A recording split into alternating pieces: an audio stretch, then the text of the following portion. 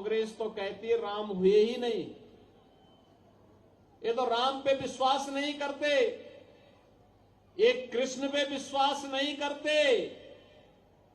इनको चाहिए, कहते हैं कि राम के लिए भूमि नहीं होनी चाहिए, कृष्ण के लिए भूमि नहीं होनी चाहिए, भूमि तो केवल वक्फ बोर्ड के लिए होनी चाहिए। और इसीलिए इन्होंने चांद मोहम्मद को टिकट बना करके पंचकुला को लूटने के लिए भेज दिया है। बहनों और भाइयों, ये बदनसीब है कांग्रेसी लोग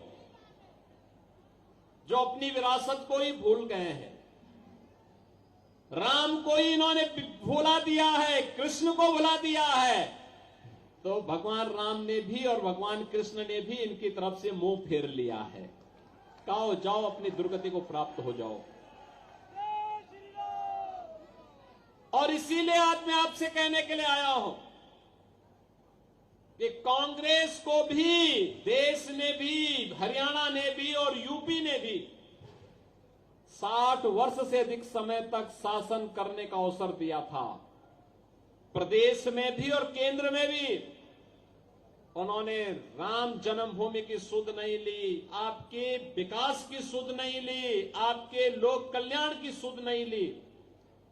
ये केवल अपना भरते रहे, अपने परिवार के नाम पर करते रहे, बाकी किसी के नाम से इनको कोई लेना देना नहीं था।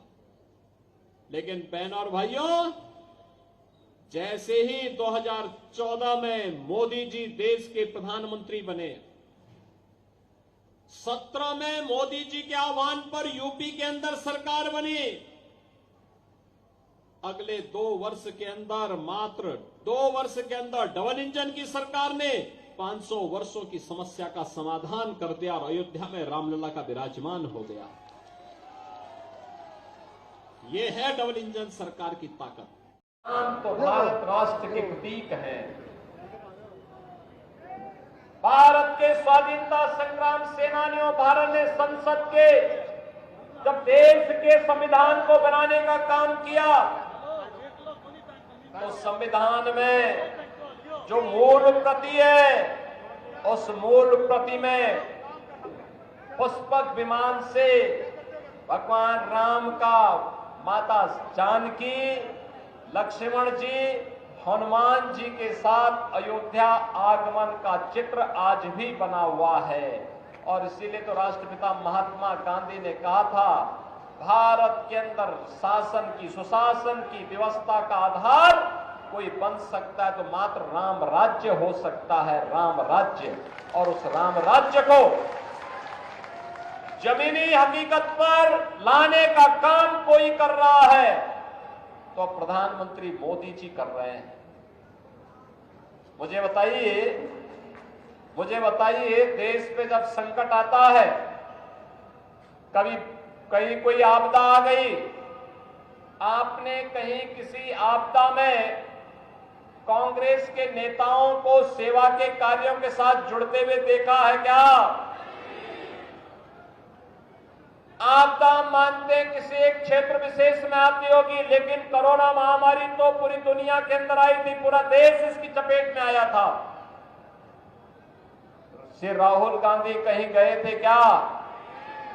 बहनों और भाइयों, जब कोरोना महामारी के दौरान सेवा की बात आई थी तो केवल भाजपा का कार्यकर्ता प्रधानमंत्री मोदी जी और भारतीय जनता पार्टी के राष्ट्रीय अध्यक्ष जेपी नड्डा जी के आह्वान पर सेवा ही संगठन है संकल्प के साथ अपनी जान की परवाह के बगैर जनता जनार्दन की सेवा कर रहे थे। अयोध्या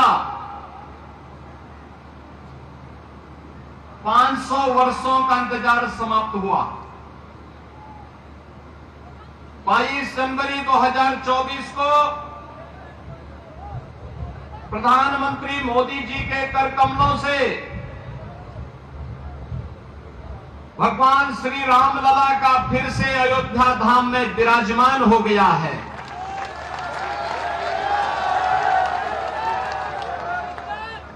पूरा देश और पूरी दुनिया अभिभूत है, आनंदित है। रामलला का अयोध्या धाम में फिर से विराजमान होने पर लेकिन इन बदनसीब कांग्रेसियों को इससे भी नफरत है। यही अंतर है राम की संस्कृति पर और रोम की संस्कृति पर। राम की संस्कृति में पला बड़ा हर व्यक्ति राम काज कीन्हे बिनु मोहि कहां विश्राम के संकल्प के साथ 500 वर्षों तक लड़ता रहा, अपने आप को बलिदान करता रहा। लेकिन प्रभु श्री राम की मर्यादा का पालन करते हुए आन मान और शान की रक्षा करने के लिए राम जन्मभूमि मंदिर के लिए निरंतर लड़ता रहा, कार्य करता रहा।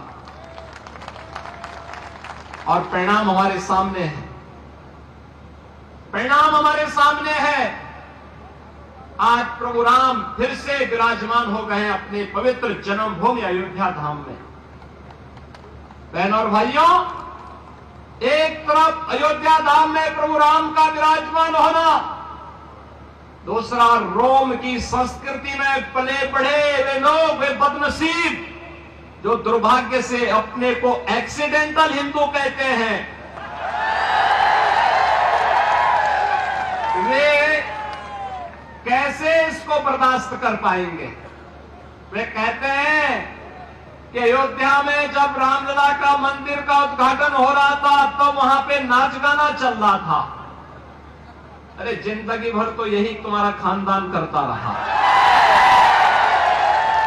इसीलिए तो हिंदुओं का अपमान करना, भारत की सनातन संस्कृति को कोसना और भारत के बाहर जाकर के भारत की परंपरा और भारत के संवैधानिक संस्थाओं को कटघरे में खड़ा करके अपने कृत्यों पर और अपनी योग्यता पर स्वयं प्रश्न चिन्ह कांग्रेसी हमेशा लगाते हैं।